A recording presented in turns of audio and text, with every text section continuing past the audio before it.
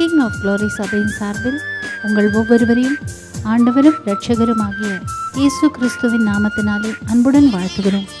இப்பொழுது pastor Vincent அவர்கள் வழங்கப் போகும் தேவ செய்தியை கேட்டு தேவ ஆசீர்வாதத்தை பெற்றுக்கொள்ளுங்கள். கர்த்தர் தாமே உங்கள் ஒவ்வொருவரையும் ஆசீர்வதிப்பாராக. ஆமென்.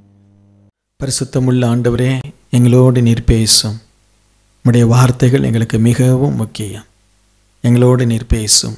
இயேசுவின் நாமத்தில் பிதாவே, ஆமென். 2 கொரிந்தியர் 6வது அதிகாரம் 1வது வசனத்தை நாம் வாசிக்க கேட்போம்.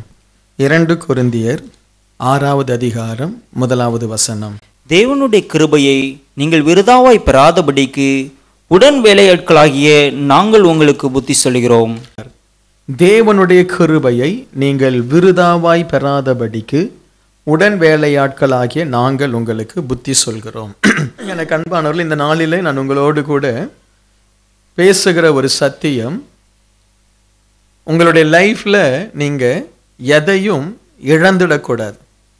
எதையும் நீங்க என்ன செய்யக்கூடாது? இழந்துடக்கூடாது. தேவனுடைய கிருபையை விருதாவாக்காதிருங்கள்.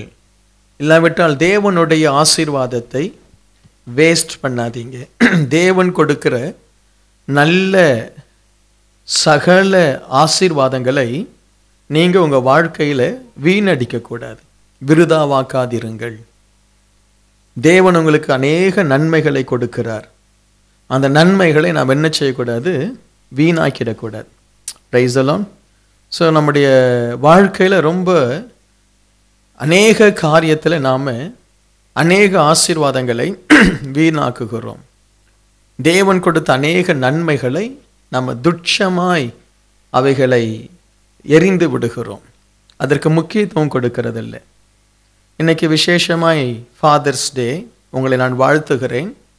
கர்த்தர் உங்களுக்கு கொடுத்த குடும்பத்தை, குடும்ப பிள்ளைகளை, குழந்தைகளை நீங்கள் மிக கருத்தாய், மிகுந்த ஒரு உன்னதமான ஒரு பாரத்தோடு தேவனே அதை கொடுத்தார் என்று சொல்லி அதை நாம் கனப்படுத்தணும். இப்போ ஒரு தம்பி வந்து சாட்சி சொன்னார். அவர் 4 வருஷமாய் எஸ்பாஸுக்காக அவர் காத்திருந்தார், ஜெபித்தார். இப்போ ஆண்டவர் அந்த எஸ்பாஸை கொடுத்திருக்கிறார், ஒரு வேலையை கொடுத்திருக்கிறார். அந்த வேலையை மிகுந்த கவனமாக என்ன செய்யணும்? காத்து கொள்ளணும். ரொம்ப கருத்தாய் காத்து கொள்ளணும். இன்றைக்கு அநேகர் தங்கள் வாழ்க்கையில் வீணாக்குகிறது அதிகமாக இருக்குது. நம்முடைய பிள்ளைகள் பாருங்கள், ஆகாரத்தை வீணாக்குங்க. சம்டைம்ஸ் பெற்றோராகிய நாமும் கூட அதிகமான ஆகாரத்தை நம்ம அதை வேஸ்ட் பண்ணுவோம். தண்ணீரை வேஸ்ட் பண்ணுவோன்னு, தண்ணீரை வேஸ்ட் பண்ணுவோம். அது தண்ணீர் அந்த டேப்பில் போயிட்டே இருக்கும். அதை ஒரு கவனமாய் செலவழிக்க நாம் முற்படுவதில்லை. நம்முடைய பிள்ளைகளுக்கு கற்றுக் கொடுப்பதில்லை. அநேக ஆசீர்வாதம் நம்ம வீணாக்குறோம். அதே ஒரு பாலைவனத்தில் நம்ம போய் கொண்டிருப்போமானால் நம்முடைய கரத்தில் இருக்கிற அந்த தண்ணீர் பாட்டிலை ரொம்ப சின்சியராக நம்ம பயன்படுத்துவோம். எப்போ ஒரு மனுஷன் தன்னுடைய ஆசீர்வாதத்தை அவன் சின்சியராக பயன்படுத்துகிறான்னா, வறட்சி வரும் பொழுது, அதாவது ஆசீர்வாதம் குறையும் பொழுது காரியங்களை நாம் பாதுகாக்கிறோம்.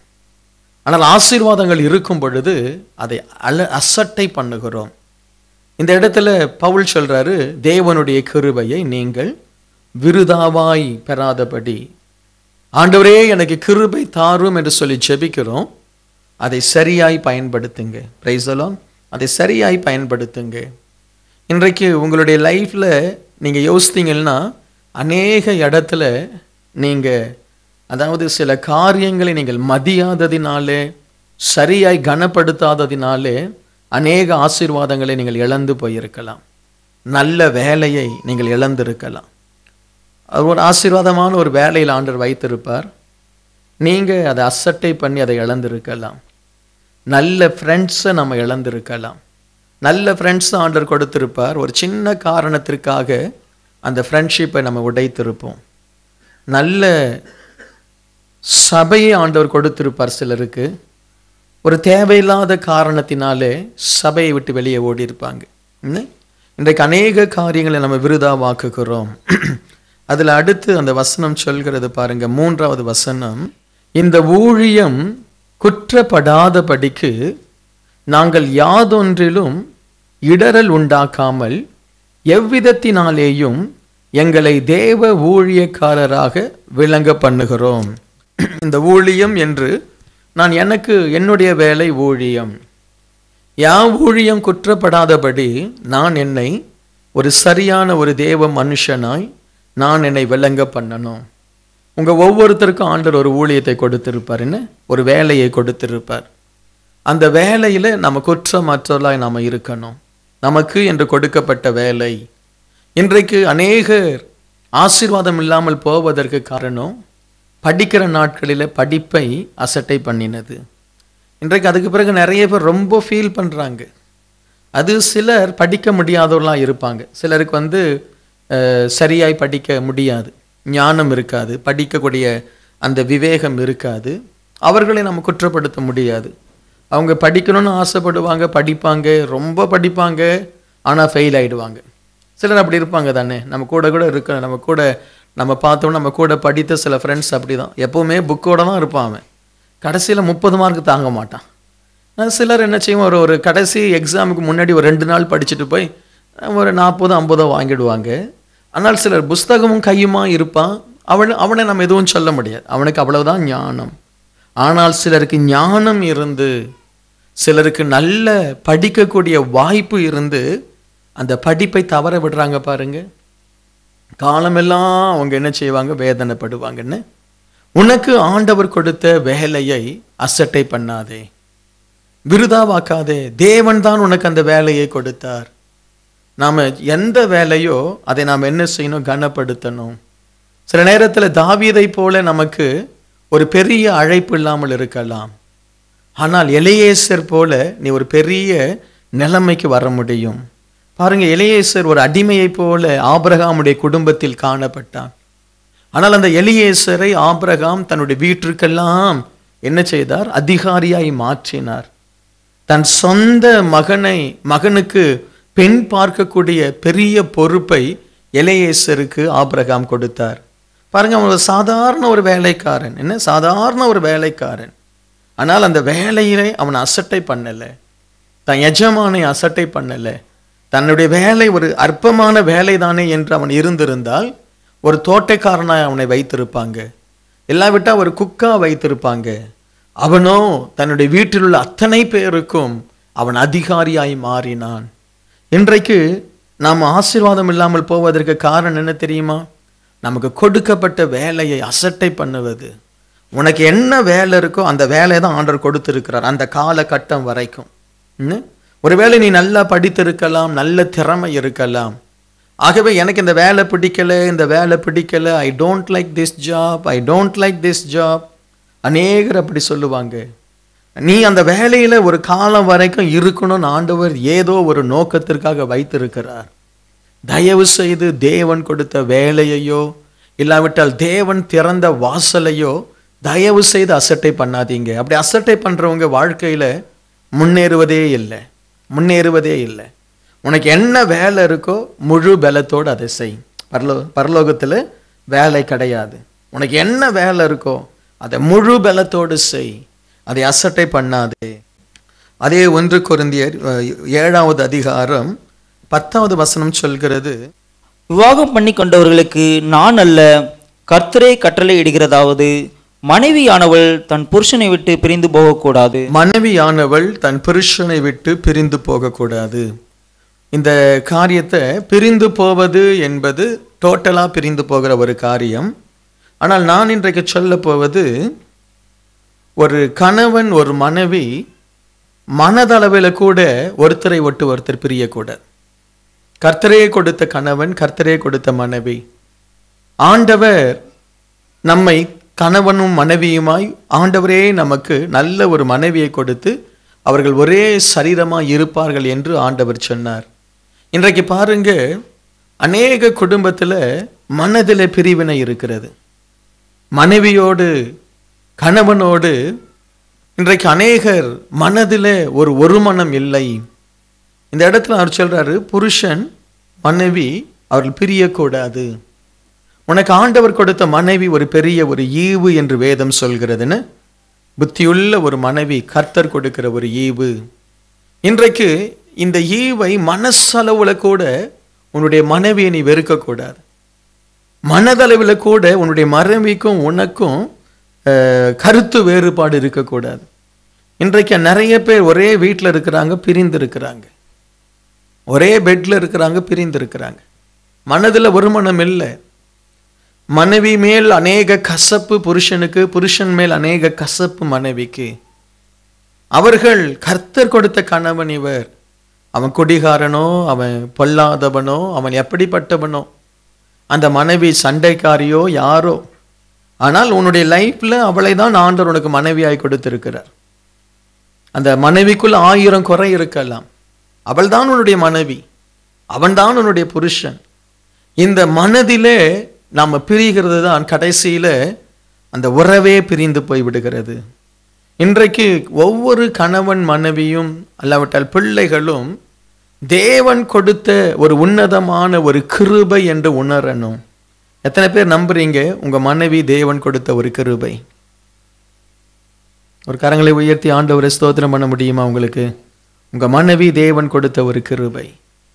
எத்தனை பேர் நம்புறீங்க உங்க புருஷன் தேவன் உங்களுக்கு கொடுத்த ஒரு கிருபை, ஒரு ஈவு? கரங்களை உயர்த்தி தேவனை ஸ்தோத்திரம் பண்ணுங்க. உங்க புருஷன் தேவன் கொடுத்த ஒரு கிருபை. ஆண்டவர் ஒரு சரியான ஒரு புருஷனை தான் உன் வாழ்க்கையில கொடுத்திருக்கிறார். ஒரு சரியான ஒரு மனைவியை தான் உன் வாழ்க்கையில கொடுத்திருக்கிறார். அந்த ஈவை அசட்டை பண்ணிடாத. சில நேரத்தில் பாருங்க, மனைவியை சிலர் துக்கப்படுத்தி கொண்டே இருப்பாங்க. எத்தனை மனைவிமார் தற்கொலை செய்து கொள்றாங்கன்னு, எத்தனை மனைவிமார் தற்கொலை செய்து கொள்றாங்க, எத்தனை புருஷன்மார் தற்கொலை செய்து கொள்றாங்க. ஏன்? அவர்கள் தேவன் நமக்கு கொடுத்த ஒரு ஆசீர்வாதம் என்று அதை பூரணமாய் நம்புவதில்லை. எல்லாவற்றிலும் குறை இருக்கிறது, குறையில்லாத ஒரு வாழ்க்கை இல்லை. பாஸ்டர் வின்சென்ட் குடும்பத்தில் குறை இருக்கா? குறை இருக்கதான் செய்யும், குறை இருக்கதான் செய்யும். ஆனால் எங்களுக்கு ஆண்டவர் நல்ல ஞானத்தை கொடுத்தார். ஒருவர் குறைவை ஒருவர் அதை அட்ஜஸ்ட் பண்ண கிருபையை கொடுத்தார். அவங்களுடைய குறைவுல என்னுடைய பலன் தாங்குகிறது, என்னுடைய குறைவுல அவர்களுடைய பலன் தாங்குகிறது. ஹெலன் இல்லாம நான் ஒரு முழுமையான ஒரு மனிதனா என்னை நான் கருதலை. எனக்கு என்னுடைய மனைவி இல்லாவிட்டால் நான் ஒரு பலவீனன் என்பதை நான் உணர்கிறேன். அதே போல அவர்களுக்கு நான் இல்லைன்னா அவர்கள் ஒரு பலவீனம். இந்த பாதிப்பு ஒவ்வொரு குடும்பத்திலும் இருக்கணும். அதான் கணவனை விட்டு மனைவி பிரிந்து போக கூடாதான். வசனம் அப்படி சொல்லுதுன்னு. மனைவி, அதாவது கணவனும் மனைவியும் தேவனை ஆராதிப்பதில் கூட பிரியக்கூடாதான். தேவன் புருஷன் உனக்கு பர்மிஷன் கொடுத்தா நீ ஃபாஸ்டிங்ல போ. உன் புருஷன் உனக்கு பர்மிஷன் கொடுக்கலன்னா ஃபாஸ்டிங் பண்ணாத. ஈவன் சொல்ல போகும்போது தேவன் கூட அந்த கணவன் மனைவி உறவை அவ்வளவு ஆனர் பண்றார். Praise alone. இன்றைக்கு சில நேரத்தில் கணவன் ரொம்ப அதிகாரம் பண்ணி மனைவியை அழுத்துவது, சில இடங்களில் மனைவி அடங்காதவளாக இருந்து புருஷனை வேதனைப்படுத்துவது, இதனாலே குடும்பங்கள் சீரழிந்து போகிறது. நம்முடைய குடும்பங்களில் கிருபை காணப்படணும். கிருபையுள்ள ஒரு மனைவி, கிருபையுள்ள ஒரு புருஷன் எவ்வளோ ஆசீர்வாதமாக இருக்குன்னு. சரி, மனைவி ஒரு தப்பு செய்கிறா, மன்னிப்போமே மன்னிப்போமே. என்ன? புருஷன் ஒரு தப்பு செய்கிறான், மன்னிப்போமே. இன்றைக்கு கிருபையை தயவு செய்து விருதாவாக்காதீங்க. உங்கள் மனைவிக்குள்ள எவ்வளவோ குவாலிட்டி, எவ்வளவோ தாளந்து இருக்கலாம், உங்களுக்குள்ள எவ்வளவோ தாளந்து இருக்கலாம். அதை தயவு செய்து விருதாவாக்காதீங்க. இன்றைக்கு கணவன் மனைவியா இருக்கிற அவங்க 2 பேர் சந்தோஷம் இல்லாமல் வாழ்வது எவ்வளவு ஒரு வேதனை, என்ன எவ்வளவு ஒரு கேவலம். ஹஸ்பண்ட் அண்ட் ஒய்ஃப் 2 பேரும் இணைஞ்சாதான் அவங்க முழுமை. இன்றைக்கு எத்தனையோ சகோதரிகள் கணவனை இழந்து விதவைகளாய், என் புருஷன் எனக்கு இல்லையே என்று சொல்லி தினமும் கண்ணீர் வடிக்கிற விதவைகள், லட்சக்கணக்கான விதவைகள் இருக்கிறாங்க, கோடிக்கணக்கான விதவைகள் இருக்கிறாங்க. தினமும் ஐயோ என் மனைவியை நான் இழந்துட்டேனேன்னு சொல்லி அந்த மனைவியை நினைத்து நினைத்து உயிர் வாழ்ந்து கண்ணீர் வடிக்கிற கணவன்மார் இருக்காங்க. தேவன் நமக்கு கொடுத்த ஜீவனுள்ள அந்த மனைவியை, அந்த புருஷனை ஏன் நம்ம போற்றி பாதுகாக்க கூடாது? சொல்லுங்கன்னு. ஏன் போற்றி பாதுகாக்க கூடாது? ஒரு நாள் வரப்போகிறது, என்னென்னமோ குடும்பத்தில் நடக்க போகுதுன்னு. ஆனால் இன்றைக்கு உங்களுக்கு ஆண்டவர் கொடுத்த அந்த கிருபை, ஒரு மனைவி, ஒரு ஈவு, தேவன் கொடுத்த ஈவு, புருஷன் தேவன் கொடுத்த ஈவு, பிள்ளைகள் தேவன் கொடுத்த ஈவு. தயவு செய்து அதை என்ஜாய் பண்ணுங்க, லைஃப்பை அதை சந்தோஷமா மாற்றுங்கன்னு. ஒரு புருஷன் வெளியூருக்கு போறாருன்னா மனைவி கண்களில் கண்ணீர் வருது. இல்லாவிட்டால் மனைவி ஊருக்கு அனுப்பி வைக்கும் போது புருஷன் கண்ணீர் படுறான். ஆனால் அவங்க வீட்டில் இருக்கும்போது சண்டை போட்டுட்டு இருக்காங்க. நம்ம கொஞ்சம் உணர்ந்து பார்க்கணும். நமக்கு வெண்கல மரத்தை போல ஒரு நீடி ஆயுள் நமக்கு இல்லை.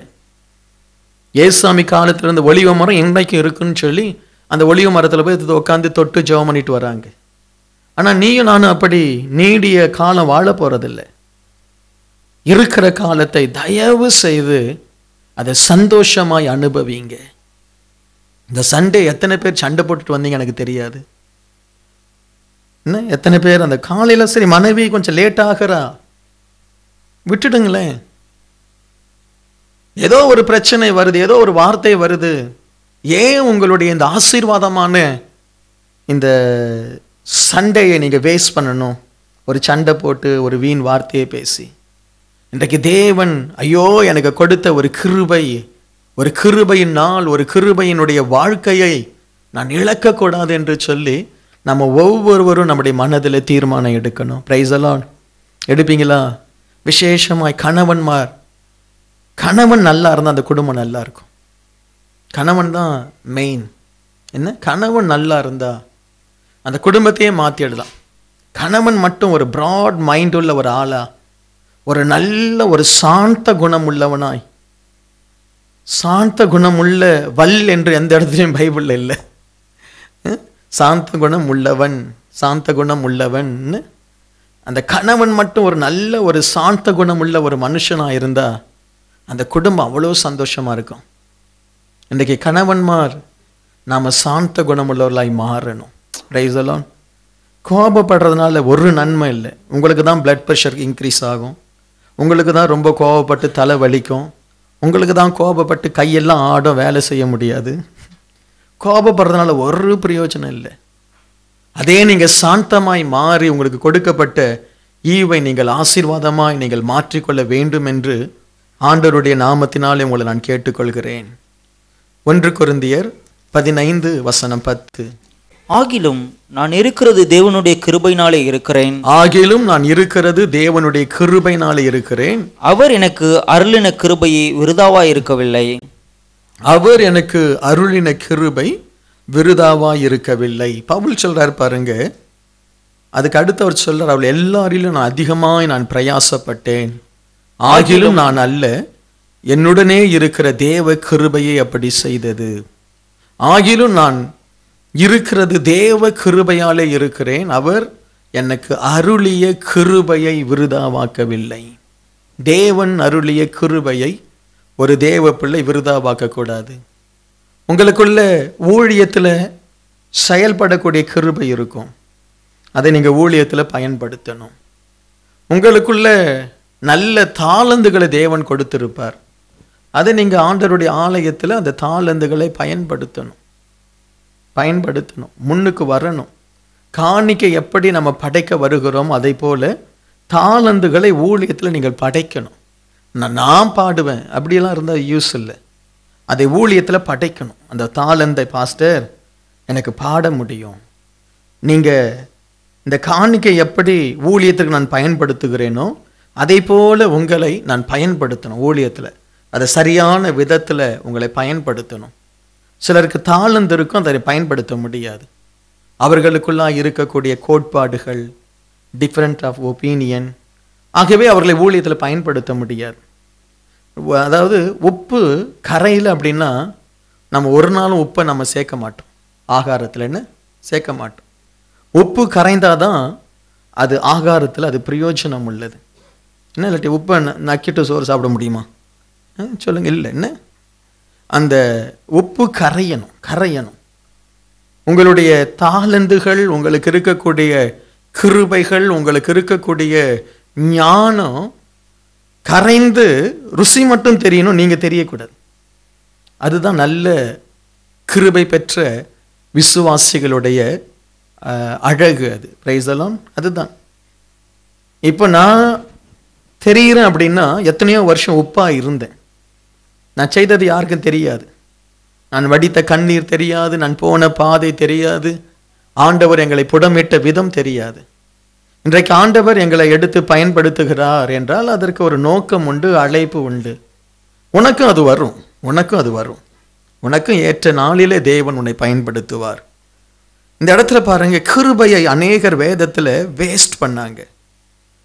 கேயாசி, சாலமோன் பெரிய ராஜா, ஞானி, கடைசியில தன் கிருபையை அவன் இழந்து போன ஒரு மனுஷனாய் காணப்பட்டு ஏதோ தேவ தயவினால் திரும்ப ரட்சிப்புக்குள் வந்தான்.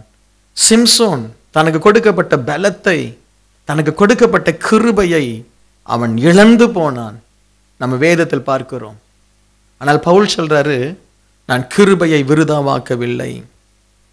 சாலமோன் தனக்கு கொடுக்கப்பட்ட கிருபையை விருதாவாக்கின பொழுது ஆண்டவர் சொன்னாரு, சாலமோனே, உன்கிட்ட இருந்து நான் ராஜ்யத்தை நான் பிடுங்குவேன், உன்னுடைய வேலைக்காரனுக்கு அந்த ராஜ்யத்தை நான் கொடுப்பேன் என்று சொல்லி, சாலமோனுடைய நாட்களுக்கு பிறகு சாலமோனுடைய மகன், அவனுடைய பெயர் ரெகோபெயாம், இன்னொருவனை ஆண்டவர் எழுப்புகிறார். அவனுடைய பெயர் யெரொபெயாம். இந்த யெரொபெயாமை ஆண்டவர் எழுப்பி சொல்றாரு, நான் உனக்கு 10 பங்கு நான் உனக்கு தரேன், 2 பங்கு தாவீதுக்காக இருக்கும்.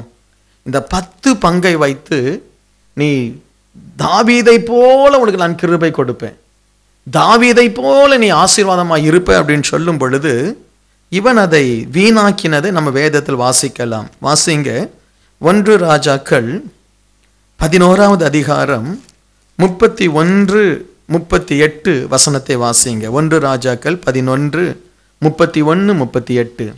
யெரொபெயாமை நோக்கி 10 துண்டுகளை எடுத்துக்கொள், 10 துண்டுகளை எடுத்துக்கொள். இஸ்ரவேலின் தேவனாகிய கர்த்தர் சொல்லுகிறது என்னவென்றால், இஸ்ரவேலின் தேவனாகிய கர்த்தர் சொல்லுகிறது என்னவென்றால், இதோ நான் ராஜ்யபாரத்தை சாலமோனுடைய கையிலிருந்து எடுத்து கிழித்து உனக்கு 10 கோத்திரங்களை கொடுப்பேன். பாருங்க, ஆண்டவர் என்ன செய்யறாரு, உனக்கு 10 கோத்திரங்களை கொடுக்கிற. 38. நான் உனக்கு கட்டளையிட்டதையெல்லாம் நீ கேட்டு கை கொண்டு நீ என் வழிகளில் நடந்து என் தாசனாகிய தாவீது செய்தது போல என் கட்டளைகளையும் என் கற்பனைகளையும் கை கொள்ளும்படிக்கு என் பார்வைக்கு செம்மையானதை செய்கிறதுண்டானால் நான் உன்னோடு இருந்து நான் தாவீதுக்கு கட்டினது போல உனக்கும் நிலையான வீட்டை கட்டி இஸ்ரவேலை உனக்கு தருவேன். பாருங்க, ஆண்டவர் என்ன செய்துட்டார், ஆண்டவர் முடிவு பண்ணிட்டார். யூதாவை தாவீதின் குடும்பத்துக்கும் இஸ்ரவேலை யெரொபெயாமுடைய குடும்பத்திற்கும் தரணும்னு சொல்லி ஆண்டவர் முடிவு பண்ணிட்டார். அந்த கிருபையை ஆண்டவர் இந்த யெரொபெயாமுக்கு ஆண்டவர் கொடுத்தார். தாவீதை போல நான் உன்னை ஆசீர்வதிப்பேன்னு நம்மெல்லாம் கேட்கிறோம், தாவீதை போல என்னை ஆசீர்வதியும்.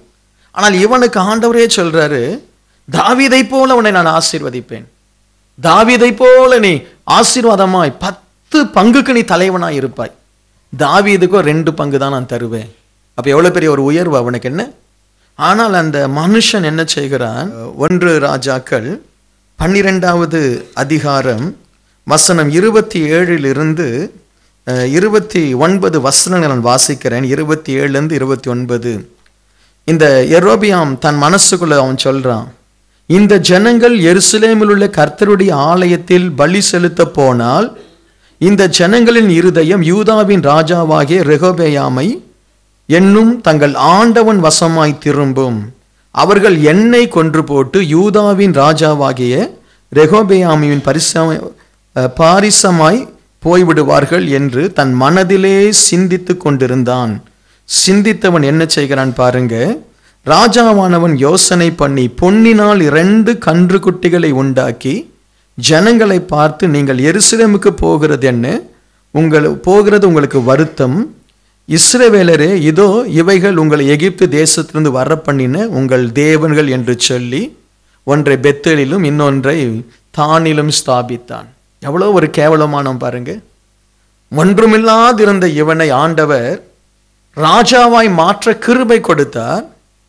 ஆகவே இவன் திரும்ப ஆண்டவர் கிருபை கொடுத்து ஆண்டவர் ராஜாவாய் மாற்றினார். இவன் நினைக்கிறான் இந்த இஸ்ரவேல் ஜனங்கள் எல்லாம் எருசலேமில் போய் தேவனை ஆராதிப்பார்கள், அதுதான் ஒழுங்கு. இவன் உடனே சொல்றான், இந்த ஜனங்கள் எருசலேமுக்கு போனா சாலமோனுடைய குமாரன் பக்கம் திரும்பி விடுவார்கள் என்று சொல்லி இவன் 2 கன்று குட்டிகளை உருவாக்கி ஜனங்களை அவன் அதாவது விக்கிரக ஆராதனைக்கு கொண்டு போய் அந்த இஸ்ரவேல் தேசத்தையே கெடுத்து போட்டான். இஸ்ரவேல் தேசம் அழிந்ததற்கு இவன் ஒரு மிக முக்கியமான ஒரு காரணம். பாருங்க, கிருபை இழந்து போனான். ஆண்டவர் அவனை சங்கரித்து போட்டார். அவன் மேல ரொம்ப கோபப்பட்டார். எப்படிப்பட்டவன்? தாவீதை விட அதிகமாய் கிருபை பெற்றவன். உங்களுக்கு புரியுதா உங்களுக்கு? தாவீதை விட அதிகமான கிருபை பெற்றவன். தாவீதினுடைய வம்சத்திற்கு 2 பங்கு பென்யமீன், யூதா அவர்களுடைய கோத்திரம். மற்ற 10 கோத்திரத்தை ஆண்டவர் இவன் கையிலே கொடுத்தார். கிருபையை வீணாக்கினான். எனக்கு அன்பானவர்களே, கிருபையை வீணாக்குவதை போல ஒரு சாபம் இந்த உலகத்தில் எதுவுமே இல்லை. ஆகவே தான் ஒவ்வொரு நாளும் நம்ம காலையில எழுந்து கிருபை தாரும் என்று சொல்லி ஜெபிக்கணும். இன்னைக்கு அநேகருக்கு அந்த கிருபையை குறித்ததான ஒரு மேன்மை தெரியல. கணவன் மனைவி ஜெபிக்கணும், என் புருஷனுக்கு கிருபை தாரும், என் பிள்ளைக்கு கிருபை தாரும். கிருபையை வீணாக்க கூடாது. Price the Lord. கிருபை வீணாக்க கூடாது. மேட்டிமை வந்தா கிருபை போயிடும், கீழ்ப்படியலனா கிருபை போயிடும், எதிர்த்து பேசினா கிருபை போயிடும், எனக்கு தெரியும்னா கிருபை போயிடும், பாவம் செய்தா கிருபை போயிடும். கிருபை டக்குன்னு விலகிடும். நாம கிருபையை காத்து கொள்ளணும். நமக்கு விரோதமா ஒருத்தன் எழும்பி வந்து அநியாயமா பேசுறானா, ஐயோ அவனுக்கு விரோதமாய் நான் பேசினால் கிருபை போயிடுமா? ஆகவே கிருபையை தக்க வைத்துக் கொள்ளணும். நம்முடைய குடும்பம் கிருபையின் குடும்பமா இருக்கணும். நான் இருக்கிறதோ தேவ கிருபையினால் இருக்கிறேன். Price the Lord. இன்றைக்கு கிருபை நம்ம வீணாக்க கூடாது, ஊழியத்தை வீணாக்க கூடாது. கர்த்தர் உங்க கையில் ஒரு ஊழியம் கொடுக்கிறாரா, அதை அப்படியே பாதுகாக்கணும். ஆண்டவர் கொடுக்கிற ஊழியத்தை வாங்கிறது, தூக்கி எறிகிறது. ஆண்டவர் கொடுக்கிற ஊழியத்தை இஷ்டம் இருந்தா செய்யறது. அப்போ தேவன் உங்களை நம்புவாரா? எத்தனை பேர் நம்ம இஷ்டம் போல வாழ்றோன்னு? ஒரு நாள் விரும்பினா ஆண்டவரை அப்படியே கண்ணீரோடு ஜெபிக்கிறது, இன்னொரு நாள் ஆண்டவரை இஷ்டம் போல பேசுறது. ஐயோ கர்த்தாவே, கிருபையை வீணடிக்காதீங்க. தேவனுடைய ஊழியனா இருக்கிற நான் உங்களுக்கு சொல்லுகிறேன், தேவனுடைய கிருபையை நீங்கள் விருதாவாய் பெறாதபடிக்கு. இந்த மக்கள் கிருபையை வீணாக்கினாங்க. அதுல விசேஷமா இன்னொரு வசனத்தை வாசிக்கிறேன் பாருங்க. சங்கீதம் 127 வசனம் 4. இதோ பிள்ளைகள் கர்த்தரால் வரும் சுதந்திரம், கர்ப்பத்தின் கனி அவரால் கிடைக்கும் பலன். பிள்ளைகள் யாரால் வருகிற சுதந்திரம் சொல்லுங்க? கர்த்தரால் வருகிற சுதந்திரம். ஆனால் அதுல முக்கியமான வார்த்தை என்ன சொல்லுதுன்னா, வால வயதின் குமாரர் பலவான் கையில் உள்ள அம்புக்கு ஒப்பாயிருக்கிறார்கள், அவைகளால் தன் அம்பார தூணியை நிரப்பின புருஷன் பாக்கியவான். அவர்கள் நாணம் அடையாமல் ஒளிமுக வாசலில் சத்துருக்களோடே பேசுவார்கள். வால வயதின் குமாரர் பலவான் கையில் உள்ள அம்புக்கு ஒப்பாயிருக்கிறார்கள். நமக்கு குழந்தை பிறப்பது பெரிய பிரச்சனை இல்லைன்னு. குழந்தை யாரோ 1-2 பேருக்கு குழந்தை பிறக்காமல் தடைப்படுகிறது. தேவ சித்தம். பரிசுத்தவான்களே குழந்தை இல்லாமல் இருந்திருக்கிறாங்க. ஆகவே ஒருத்தருக்கு குழந்தை இல்லை அப்படின்னா அவங்க சபிக்கப்பட்டவர்களோ, அவர்கள் ஏதோ இல்லை. ஒரு சிலர் குருடாய் பிறக்கிறாங்க. ஆண்டவரே, இவன் குருடனாய் பிறந்தது யார் செய்த பாவம்? தேவனுடைய நாமம் விளங்கும்படி ஆண்டவர் ஒவ்வொருவரையும் ஒவ்வொரு விதமாய் வைக்கிறார். நம்ம செபிக்கிறோம், ஒவ்வொருவருக்கும் அற்புதம் நடக்கும். ஆனால் யாரோ ஒரு சிலருக்கு அற்புதம் நடக்காது. தேவ சித்தமே அவர்கள் குழந்தை இல்லாமல் இருப்பதா இருக்கும். அப்படி இருக்கும், நம்ம எதுவும் செய்ய முடியாது. ஸோ அதற்காக நம்ம ஜெபம் பண்ணணும். இல்லாவிட்டால் கட்டாயம் ஒரு குழந்தை வேணும் அப்படின்ற பட்சத்தில் சில நேரத்தில் தேவ ஆலோசனையோடு ஒரு குழந்தையை எடுத்து வளர்க்கலாம். சரி, ஒரு குழந்தை எடுத்து வளர்க்கலாம். கர்த்தர் நமக்கு ஒரு குழந்தை பாக்கியத்தை தரல, வயதும் ஆகி கொண்டிருக்கிறது. விசுவாசம் இருந்தால் நீங்கள் விசுவாசத்தில் நிற்கலாம். இல்லை, ஒரு ஆலோசனை கேட்டு ஒரு குழந்தையை ஒரு குறிப்பிட்ட வயதுக்கு பிறகு ஒரு குழந்தையை எடுத்து வளர்ப்பது நல்லது. ஏனென்றால் நீங்கள் குழந்தை இல்லாமல் இருந்தீங்கன்னா உங்கள் லைஃப்பில் வெறுமையாய் காணப்படும். இந்த இடத்துல நான் சொல்லுகிறது என்ன தெரியுமா? குழந்தையை அதிகமான பேர் பெற்று எடுத்துருவாங்க. ஆனால் அந்த குழந்தையை வால வயதின் குமாரர் பலவான் கையில் உள்ள அம்புக்கு ஒப்பா இருக்கிறார்கள். ஒரு பலவான், ஒரு யுத்தத்தில் இருக்கிற பலவானுக்கு அம்பு ரொம்ப முக்கியம். அந்த அம்பு இப்படி வளைந்து இருக்கக்கூடாது. என்ன அம்பு எப்படி இருக்கணும்? ஸ்ட்ரைட்டாக இருக்கணும். அம்பு எப்படி இருக்கணும்? ஷார்ப்பாக இருக்கணும். அம்பு உளுத்து போன மரத்தால் செய்ய மாட்டாங்க. நல்ல என்னது அந்த உறுதியான ஒரு மர கொம்பை வைத்து அம்பு செய்வாங்கன்னு. நம்முடைய குழந்தை பிறப்பது விசேஷந்தான். அந்த குழந்தையை அம்பாய் மாற்றி தன் அம்பார தூணிலே நிரப்பின புருஷன்தான் பாக்கியவான். எத்தனையோ குழந்தையை நம்ம பெற்று எடுத்திருக்கிறோம்.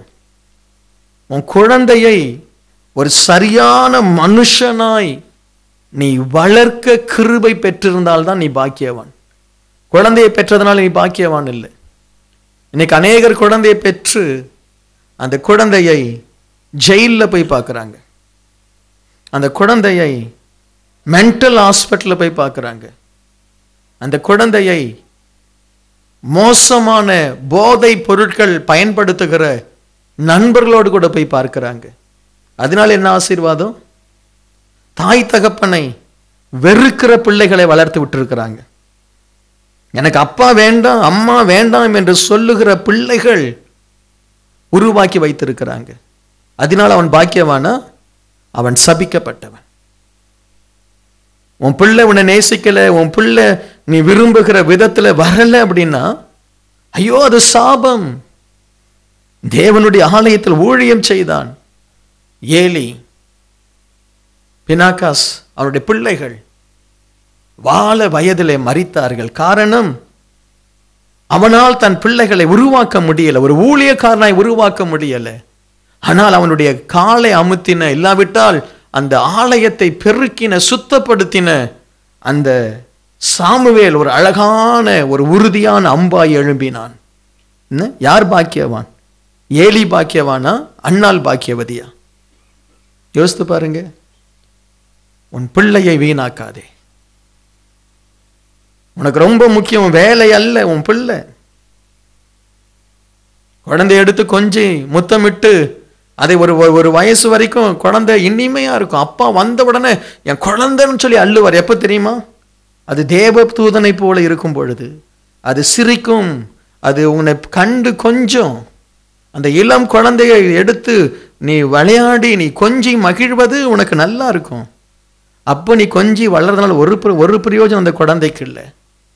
உன் பிள்ளை நல்லது கெட்டது அறியும் பொழுது அந்த பிள்ளைக்கு நீ கூட இருந்து உனக்கு தேவன் கொடுத்த அந்த உன்னதமான அந்த ஈவை நீ நல்ல ஒரு மனுஷனாய் உருவாக்குறியா?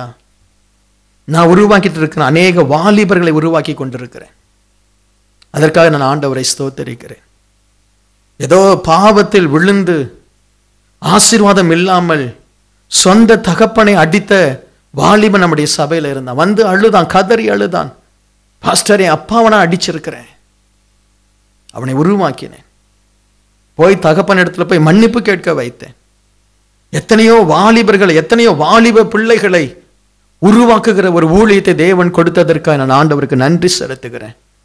கிருபையா என் பிள்ளைகளையும் ஆண்டவர் உருவாக்குவார் என்று நம்புகிறேன். ஆகவே தான் சில்ட்ரன் சர்ச்சில் என் இருதயம் மிகவும் வாஞ்சிக்குது. ஐயோ, இந்த தேசத்தினுடைய ஆடம்பரங்கள் நம்முடைய பிள்ளைகளை கெடுத்து விடுமோ என்று சொல்லி உங்கள் பிள்ளைகளுக்காக பாரப்படுகிறேன். அவங்களை உருவாக்கணும்னு சொல்லி நாங்கள் கதறுகிறோம். அதற்கென்று பொறுப்புள்ள ஆட்களை வைத்து உங்கள் பிள்ளைகளோடு கூட நாங்கள் கவுன்சிலிங் பண்றோம். பிள்ளைகள் பேசுகிற காரியங்கள் மனதை உடைக்கிறது. நாம் அவங்களை விட்டுட்டோம்னா அம்பார தூணியாய் மாறாது. நம்முடைய பிள்ளைகளை நம்ம இழக்கக்கூடாது. உங்க பிள்ளைங்க 11, 12 வயதாச்சுன்னா தயவு செய்து அடிக்கிறத நிறுத்துங்க. அடிச்சா நீங்க உங்களை விட்டு தூரம் அனுப்புறீங்க. 11 ஒரு 3 வயதிலிருந்து ஒரு 6 வயது வரைக்கும் அடிச்சா போதும். அதுதான் அடிக்கிற நேரம். அதுக்கு பிறகு உங்க பிள்ளைகளை அடிக்காதீங்க. 10, 11 வயதான பிள்ளைகளை தயவு செய்து அடிக்காதீங்க. அவங்ககிட்ட அன்பா பேசுங்க. என் பிள்ளைகள்கிட்ட நான் கண்ணீர் விட்டு பேசியிருக்கிறேன்.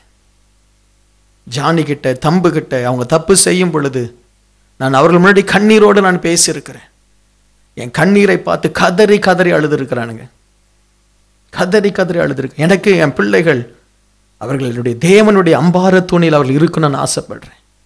உங்க பிள்ளைங்க இருக்கணும்னு ஆசைப்படுறேன். இங்க இருக்கக்கூடிய வாலிப பிள்ளைகள், வாலிப தம்பிமார் அப்படி இருக்கணும்னு ஆசைப்படுறேன். நம்முடைய பிள்ளைகளை பிசாசினுடைய கரத்தில் நம்ம கொடுக்கலாமா? சொல்லுங்க. தேவன் கொடுத்த ஈவை, தேவன் கொடுத்த கிருபையை தயவு செய்து விருதாவாக்காதீங்க. இன்றைக்கு உங்களோடு கூட நான் உள்ளமுடைந்து தான் பேசுகிறேன். full of burden and tears. நாம இந்த உலகத்தை என்ஜாய் பண்ணுங்க, குடும்பமா என்ஜாய் பண்ணுங்க. உங்களுடைய நேரத்தை, குவாலிட்டி டைம் உங்களுடைய மனைவி பிள்ளைகளுக்கு கொடுங்க. அதுதான் உங்களுக்கு தேவன் கொடுத்த ஈவு. வேற இல்லை இந்த உலகத்துல. உங்களுக்கு ஊழியம் செய்யறவங்க ஒரு பர்டிகுலர் அளவு ஊழியம் செய்யுங்க. உங்களை தேவன் ஊழியத்திற்காக அழைத்திருந்தால், முழு நேரத்துக்கு அழைத்திருந்தால் வாங்க. மற்றபடி கான்சன்ட்ரேட் இன் யுவர் ஃபேமிலி. அதுதான் தேவன் உங்களுக்கு கொடுத்த ஈவு. அந்த குழந்தைய நல்ல நிலைமைக்கு கொண்டு வாங்க, அந்த மனைவியை நல்ல நிலைமைக்கு கொண்டு வாங்க. அதை இழந்து போய் அதற்கு முக்கியத்துவம் தராம நான் பரலோகத்தை பார்க்கணும், நான் தீர்க்கதரிசியாய் மாறணும், நான் உலகத்தை அசைக்கணும், நான் என்ன பிரயோஜனம்? ஏலி கதறி இருக்க மாட்டாரு? ஐயோ என் பிள்ளைகளை இழந்து போனேனே. தேவன் கொடுத்த ஈவு, உன் மனைவி, உன் புருஷன், உன் பிள்ளை, உனக்கு கொடுத்த வேலை, உனக்கு கொடுத்த சபை. சபை உங்களுக்கு இப்படி பாரத்தோடு பிரசங்கிக்கிற, ஜெபிக்கிற ஊழியக்காரர்கள் உருவாகணும் தேசத்துல. ஒருவேளை இந்த சபையில நீங்க செட் ஆகலையா? நீங்க செட் ஆகிற ஒரு சபையில போய் தயவு செய்து இணைந்து கொள்ளுங்க. இந்த சபையில சில கண்டிஷன்ஸ் இருக்கும், இந்த சபையில சில சட்ட திட்டங்கள் இருக்கும். இன்றைக்கு கூட ஆண்டவருடைய சமூகத்தில் நான் ஜெபிக்கும் பொழுது ஆண்டவர் அவர்தான் என்னை ஊழியத்துக்கு அழைத்தார். உங்களுக்கு பிரியமான ஒரு மெசேஜை கொடுத்து உங்களுக்கு பிரியமா உங்களை நான் மாற்றுவது எனக்கு ஒவ்வாத காரியம். I want do that. ஒவ்வொரு மனுஷனை பிரியப்படுத்திட்டு இருக்க முடியுமா? ஜெரமை பிரியப்படுத்த, அந்த தம்பியை பிரியப்படுத்த, ராஜபிரதர் பிரியப்படுத்த, இந்த சாலமோனை பிரியப்படுத்த என்னால் முடியுமா? நான் அங்கே கோமாளியாக தான் நான் இருப்பேன். நான் தேவனை மட்டும் பிரியப்படுத்த விரும்புகிறேன். அவர் சொல்றதை உங்களுக்கு நான் சொல்ல விரும்புகிறேன். Price the Lord. தேவன் கொடுத்த ஈவை தயவு செய்து அசட்டை பண்ணிடாதீங்க. எழுந்து நிற்போம். ஒவ்வொருடைய லைஃப்ல தேவன் உங்களுக்கு நல்ல வருமானத்தை கொடுத்திருக்கலாம், நல்ல சம்பாத்தியத்தை தேவன் கொடுத்திருக்கலாம். தயவு செய்து அதை வேஸ்ட் பண்ணிடாதீங்க. நல்ல நண்பர்களை கொடுத்திருக்கலாம், தயவு செய்து அதை இழந்துடாதீங்க. தேவ பிரசன்னமை மூடட்டும். ஆண்டவரே, எனக்கு கொடுக்கப்பட்ட மனைவி, எனக்கு கொடுக்கப்பட்ட பிள்ளைகள் தேவனே கொடுத்த ஈவப்பா. நான் அவர்களை நல்ல வழிக்கு கொண்டு வர எனக்கு உதவி செய்யும் என்று சொல்லி ஜெபிப்பீர்களா? ஜெபிப்பீர்களா? இன்றைக்கு ஒரு நல்ல ஒரு கிருபை பெற்ற ஒரு மகனாய் மகளாய் நாம் கடந்து போகணும். இன்றைக்கு உங்கள் குடும்பம் திரும்ப ஒரு உன்னத நிலைமைக்கு மாற்றப்படணும். உங்கள் குடும்பத்தில் ஒரு தெய்வீக அன்பு ஊற்றப்படணும். நீங்க, உங்க மனைவி, உங்க பிள்ளைகள் சிரித்து சந்தோஷமாய் நீங்கள் மகிழ்ச்சியாய் வாழணும். அதுதான் என்னுடைய விருப்பம். அதுதான் என்னுடைய விருப்பம். எல்லாரும் அப்படியே உங்களுக்காய் ஜெபம் பண்ணுவீங்களா? ஜெபம் பண்ணுவீங்களா? ஸ்தோத்திரம். ஹல்கரமன திரிமான ஷியாந்தேனா. தேவ பிரசன்னம் இந்த இடத்தை நிரப்பி இருக்கிறது. அநேகர் நீங்க ஒப்பு கொடுத்திருக்கிறதை ஆண்டவர் அறிகிறார். அநேகர் ஒப்பு கொடுத்திருக்கிறீங்க. உங்கள் தவற்றை உணர்கிறீர்கள். உணருவோம், நம்முடைய தவற்றை உணருவோம், தேவ சமூகத்தில் உணருவோம். ஆண்டவரே, நான் ஒரு நல்ல புருஷனா இல்லையே, நல்ல மனைவியா இல்லையே, நல்ல தகப்பனா இல்லையே என்பதை உணருவோம், மாற்றுவோம். உங்களால முடியும், உங்களால முடியும். தகப்பனுக்காக பலிபீடத்தில் ஏறின ஈசாக்கை உருவாக்க உங்களால் முடியும். உங்களால் முடியும். பெற்றோரே, உங்களால் முடியும். முடியும். பரிசுத்தத்திற்காக ஜெயிலுக்கு போன யோசேப்பை உருவாக்க உங்களால் முடியும். உங்க குடும்பத்துல யோசேப்பு எழும்பணும், ஈசாக்கு எழும்பணும். அவர்களைத்தான் தேவன் நமக்கு கொடுத்திருக்கிறார். நம்முடைய கோபத்துல, நம்முடைய மூர்க்கத்துல, நம்முடைய வீணான வைராக்கியத்துல நம்முடைய குழந்தைகளை இடித்து போடாது இருப்போமாக. கண்ணீரோடு ஜெபம் பண்ணுவீங்களா? கண்ணீரோடு ஜெபம் பண்ணுவீங்களா? Thank you Jesus, thank you Jesus. உங்க குடும்பத்தில் ஒரு மாற்றம் வருகிறது. இனி நீ சண்டை போட மாட்ட சகோதரனே, ஒப்புக்கொடு. ஏன் சண்டை போடணும்? ஏன் எரிச்சல் அடையணும்? அமைதியாய் போவேன். அவர் என்ன பண்ணாலும் பரவாயில்ல, அவர் காரணம் இல்லாமல் என்னை திட்டினாலும் பரவாயில்ல, சகித்து கொள்வேன். என் பிள்ளைகள் இந்த வீட்டில் சண்டை சத்தத்தை கேட்கக்கூடாது, நான் சகித்து கொள்வேன் என்று மனைவி மாறே தயவு செய்து சகித்து கொள்ளுங்க. ஹல்லேலூயா. தகப்பனே, நீ ஒரு ட்ரெயினர். நீ ட்ரெயின் பண்றபடிதான் உன் பிள்ளை வளரும். ஆனா உன்னுடைய ட்ரைனிங் வார்த்தையில் இல்லை, வாழ்க்கையில். நீ எப்படி ட்ரெஸ் பண்றீ அப்படி உன் பிள்ளை ட்ரெஸ் பண்ணும். நீ எப்படி பேசுறீ அப்படி உன் பிள்ளை பேசும். நீ ஜெபித்தா உன் பிள்ளை ஜெபிக்கும். நீ ஆலயத்துக்கு வந்தா உன் பிள்ளை ஆலயத்துக்கு வரும். நீ உன் மனைவியை நேசித்து உன் மனைவியை நீ மதித்தால் உன் பிள்ளை உன் மனைவியை, தன் தாயை மதிக்கும், தாயை நேசிக்கும். மிலகந்த லுஷ்மஹாந்தேனா. தேவனே, எங்கள் மத்தியில் வாங்கப்பா. நாங்கள் கிருபையை இழந்திடக்கூடாது சுவாமி. நீர் கொடுத்த ஈவை நாங்கள் இழந்திடக்கூடாது ராஜா. எத்தனை பேர் இன்றைக்கு செய்தியை உங்க மனசுல ஏற்றுக்கொள்றீங்க? அப்படியே ஸ்தோத்திரம் பண்ணுவீங்களா? தேவனை துதிப்பீங்களா? தேவன் இன்றைக்கு நமக்கு ஒரு இரட்டிப்பான ஒரு கிருபை ஆண்டவர் கொடுக்கிறார். தேவன் ஒரு நல்ல ஒரு ஞானத்தை நமக்கு கொடுக்கிறார். நல்ல ஒரு மாற்றத்தை நமக்கு ஆண்டவர் கொடுக்கிறார். ஆமென். ஒரு மாற்றத்தோடு தான் நீ புறப்பட்டு போவாய். நீ வேறே மனுஷனாய் நீ மாறுவாய். கிருபை பெற்ற மனுஷனாய் நீ மாறுவாய். ஆசீர்வாதமானவனாய் ஆசீர்வாதமான ஒரு குடும்பத்தை நீ உருவாக்குவாய். ஹல்லேலூயா. பழையவைகளை மறந்து போவோம். புதிய ஆரம்பம் நல்லது. ஆமென். புதிய சிருஷ்டி நல்லது. புதிய அர்ப்பணிப்பு நல்லது. புதிய அந்த ரிலேஷன்ஷிப்பை புதுப்பித்தல் நல்லது. ஆமென். பரலோக பிதாவே, உம்முடைய பிள்ளைகளை இயேசுவின் நாமத்தினால் வாழ்த்தி ஆசீர்வதித்து அனுப்புகிறேன். ஒருவராகிலும் தங்களுக்கு கொடுக்கப்பட்ட கிருபையை விருதாவாக்க கூடாது சுவாமி. ஒவ்வொரு குடும்பமும், ஒவ்வொரு சகோதரனும் சகோதரியும் ஆசீர்வாதமும் ஆண்டவரே அப்பா ஐஸ்வர்யமும் ஆண்டவரே நிறைவோடு சந்தோஷத்தோடு வாழட்டும். எங்கள் பிள்ளைகளுக்கு நாங்கள் நல்ல தகப்பனாய் இருக்க உதவி செய்யும். இயேசுவின் நாமத்தில் பிதாவே. என் ஆத்துமாவே கர்த்தரை ஸ்தோத்திரி, என் முழுமையுடைய பரிசுத்த நாமத்தை ஸ்தோத்திரி. என் ஆத்துமாவே கர்த்தரை அவர் செய்த சகல மறவாதே. ஆமேன், ஆமேன், ஆமேன். நம்முடைய கர்த்தராகிய இயேசு கிறிஸ்துவினுடைய கிருபை, பிதாவாகிய தேவனுடைய அன்பு, பரிசுத்த ஆவியானவருடைய ஐக்கியம் நம் அனைவரோடு கூட இருந்து எல்லா சமாதானத்தோடு சந்தோஷத்தோடு தேவன் நம்மை நடத்துவார்.